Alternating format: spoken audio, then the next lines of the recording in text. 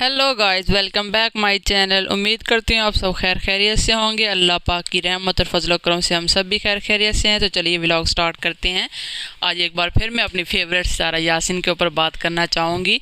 जैसा कि वो अपनी ज़िंदगी में वापस आ चुकी हैं, अपनी व्लॉगिंग भी उन्होंने स्टार्ट कर दी है माशाल्लाह। वो ऐसा ऐसा अपना होम टूर भी दे रही हैं। पहले दिन उन्होंने बेडरूम टूर दिया, दूसरे दिन उन्होंने तैयबा और आयत का रूम टूर दिया, और तीसरे दिन फिर उन्होंने लॉन्च टूर दिया, और चौथे दिन फिर उन्होंने किचन का टूर दिया। जैसे कल वाला व्लॉग उनका आया था, तो उनके भाई भी उन्हीं के साथ ही हैं अभी, भाभी और वो जो उनकी भतीजी थी वो चले गए हैं। काशिफ भाई लोग भी पंजाब चले गए हैं। ऐसा ऐसा रूटीन वाइज ज़िंदगी गुजर रही है। और ये हेटर्स की बात सुने ज़रा आप। So that you can help, so that you can have help and you can. इनको इंग्लिश बोलना आता नहीं है, और ये ऐसे इंग्लिश में कूद पड़ती हैं। आप सीधी सीधी बात को For your balcony outside, for your strong structure, you get must. एक तो मुझे मोहतरमा की समझ नहीं आती, कभी ये हेटर्स बन जाती हैं तो कभी ये सपोर्टर्स बन जाती। आज तो उन्होंने अपने खामन के खिलाफ भी ऐलान जंग कर दिया। सितारा सुनेंगी तो हंस हंस के पागल ही हो जाएगी, बल्कि उसके तो होश ही उड़ जाएंगे कि ये लोग हैं कौन। कभी उनकी फेवर में बोलते हैं तो कभी उनके बैक साइड पे चले जाते हैं कि हेटर्स बन जाते हैं।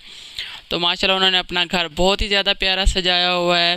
बस इनकी जो आज मैंने इन जवेरिया की वीडियो देखी, उसमें ये डाइनिंग टेबल का कोई जिक्र कर रही थी अपनी टूटी फूटी इंग्लिश में। तो ये मशवरा मैं सितारा यासीन को देना चाहूँगी कि वो अपने घर में डाइनिंग टेबल लगवाएं। नीचे बैठ के खाना अच्छी बात है, सुन्नत नबवी भी है, लेकिन अल्लाह का दिया हुआ उनके पास सब कुछ है। वो बड़ा डाइनिंग टेबल अरेंज कर सकती हैं, तो उन्हें चाहिए कि वो बड़ा डाइनिंग टेबल लें। वैसे उनका घर मुझे बहुत ही ज़्यादा प्यारा लगा। उनके ऐसा ऐसा जो डेकोरेशन पीसेस भी ला रहे हैं, जैसे उन्होंने लॉन्च को डेकोरेट किया और बेडरूम्स भी बहुत अच्छे डेकोरेट किए हुए हैं।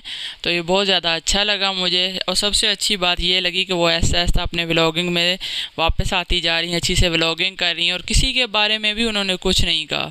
चाहे वो हेटर्स थे या सपोर्टर्स थे या उनकी अपनी बहन थी या बहनोई था, किसी भी फैमिली मेम्बर के बारे में या आउटसाइडर के बारे में उन्होंने कभी भी कोई भी अपनी राय नहीं दी, और ना ही वो कभी अपने मुँह से किसी को कुछ कहती हैं। कल जब वो इंस्टाग्राम पे या यूट्यूब पे लाइव आई थी, मैंने उनका एक क्लिप देखा था। मुझे याद नहीं है कि वो इंस्टाग्राम पे लाइव आई थी या फिर यूट्यूब पे लाइव आई थी। तो उनके जो जेठ का मसला चल रहा था, जिन्होंने उनसे माफ़ी मांगी, जैसे ये अभी जवेरिया साहबा भी कह रही थी कि उनके जो जेठ ने इनसे रो के माफ़ी मांग ली, आज हमारी जीत हो गई, ऐसे हो गया ऐसे हो गया। तो मुझे समझ भी नहीं आती कि ये लोग किस तरफ को जाते हैं। कभी इनका पलड़ा उधर हो जाता है, कभी उधर हो जाता है। खैर, ये मैंने ज़रूर सोचा था कि जब जो जवेरिया की ये वीडियो सितारा यासीन देखेंगी तो वो हंस हंस के लोट पोट हो जाएंगी कि ये पल भर में तोला और पल भर में माशा हो जाते हैं ये लोग। और जो भी होता है अच्छे के लिए होता है। अगर उनके जेठ साहब ने उनसे माफ़ी मांगी है तो अच्छी बात है। एक बंदा गलत ही नहीं है, लोगों ने उसे गलत कह के उसकी ज़िंदगी अजाब कर रखी थी। तो ये एक अच्छा काम हुआ है सबकी तरफ से। तो आगे भी मैं उम्मीद करूँगी कि इस तरह ऐसे ही अपने व्लॉग्स बनाती रहेंगी और अपने आवाम को खुश करती रहेंगी, क्योंकि बहुत सारे लोग ऐसे हैं जो सितारा को देखना चाहते हैं, उनकी व्लॉगिंग देखना चाहते हैं, उनके बच्चों को देखना चाहते हैं, वो दिन भर में क्या करती हैं वो देखना चाहते हैं, वो कहाँ शॉपिंग के लिए जाती हैं। लोग उन्हें बहुत ज़्यादा फॉलो करते हैं। ये एक बहुत ही बड़ी मीडिया फिगर बन चुकी हैं सितारा यासीन, इसीलिए इन्हें व्लॉगिंग लाजमी करनी चाहिए हर हाल में, जो कि ये अपना काम बहुत अच्छे से कर भी रही हैं।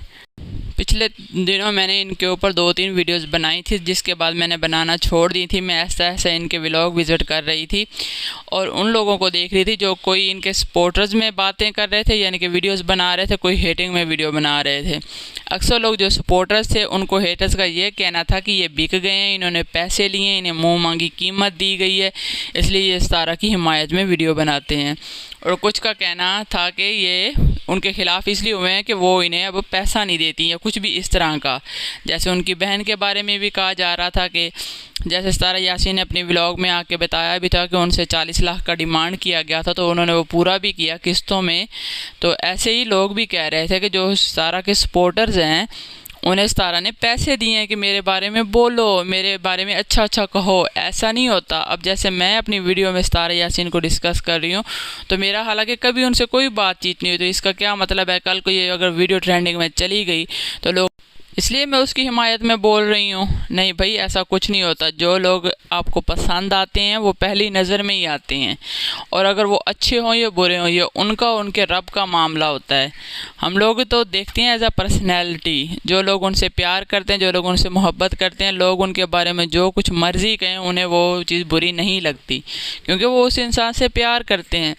और आजकल जिस तरह सितारा यासीन एक पब्लिक फिगर बन चुकी हैं, एक मीडिया पर्सनैलिटी बन चुकी हैं, तो इनके बारे में इस तरह की बातें किसी को भी ज़ेब नहीं देती। चाहे वो सितारा यासीन हो या कोई भी इंसान हो, कोई भी पर्सनैलिटी हो, चाहे कोई आम आदमी भी क्यों ना हो।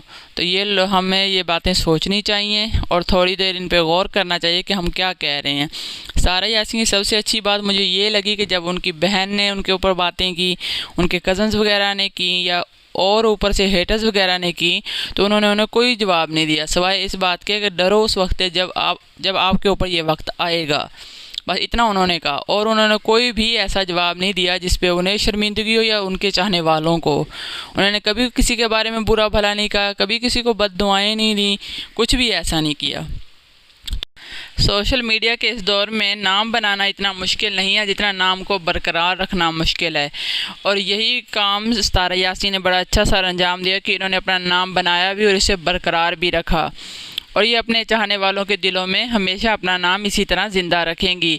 और जब भी व्लॉगिंग की बात आएगी तो सितारा यासीन का नाम सबसे पहले आएगा, क्योंकि जैसे इनकी क्वालिफ़िकेशन वगैरह हैं तो इस हिसाब से ये बहुत अच्छी व्लॉगिंग करती हैं। और इन्होंने जब व्लॉगिंग स्टार्ट की तो इनके घर के हालात कैसे थे ये मैंने पहले भी एक वीडियो अपलोड की हुई, आप उसमें जाके सुन सकते हैं। तो ये जो पर्सनैलिटी है सितारा यासीन, ये हमेशा सबको याद रहेगी। मैं इनसे यही कहना चाहती हूँ कि ये अपने व्लॉग जारी रखें और अच्छे अच्छे व्लॉग बनाएं और हमें एंटरटेन करें।